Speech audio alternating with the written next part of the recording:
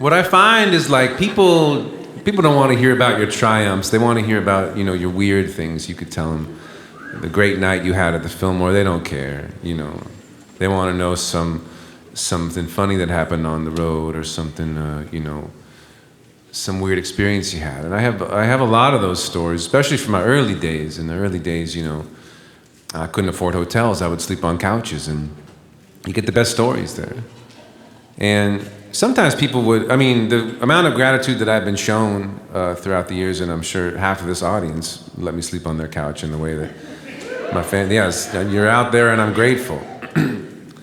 And people sometimes give you the whole house, like full trust, and that's very special to me. I remember one time, my friends Dan and Patty up in northern Idaho, they let me, I was going up there, and they said, John, the house is yours, we're going to be gone, but you're free to stay in it.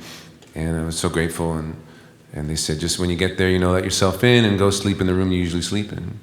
And so I got there on a Friday in the afternoon, and I went up to the room where I was going to stay, and on the bed was this doll. And I'm not anti-doll by any means, but this thing creeped the hell out of me. And no disrespect to whatever, grandma or great aunt stitched this thing from the fabrics of hell, but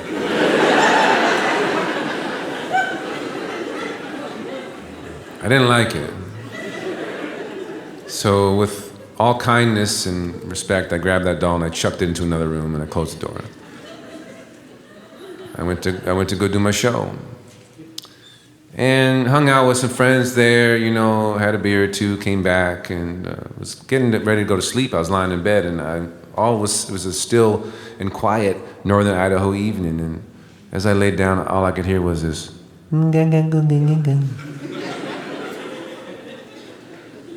What?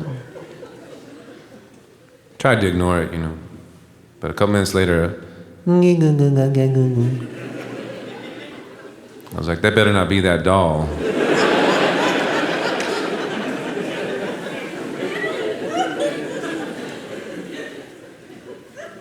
I got up, went in that room to check on it,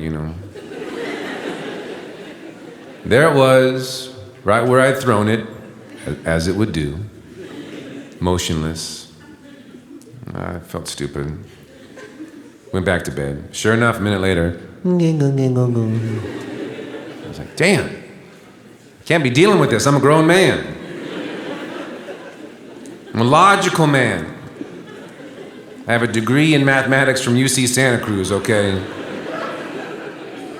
So here's what I did, and judge me if you want. But I got up, I went and I got that doll. I took it back in the room and I spooned it all night.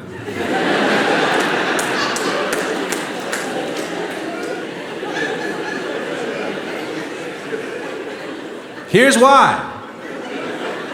I figured if this doll is possessed, it was going to wake up, if I'm spooning it, we wake up together.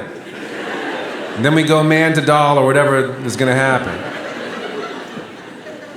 I'm not letting it creep downstairs and grab a butcher knife and stab me. Hell no.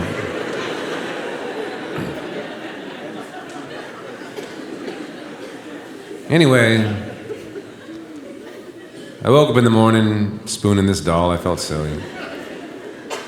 I went downstairs. There was all these people there. This whole family was there, not the family that I knew. Different family. They were making breakfast. They're like, oh, are you John? I said, yeah. They said, did Dan and Patty tell you that we're going to be staying here too? I said, oh, no. And the mom said, she said, I hope our baby didn't keep you awake. And I was like, oh, that's what that was.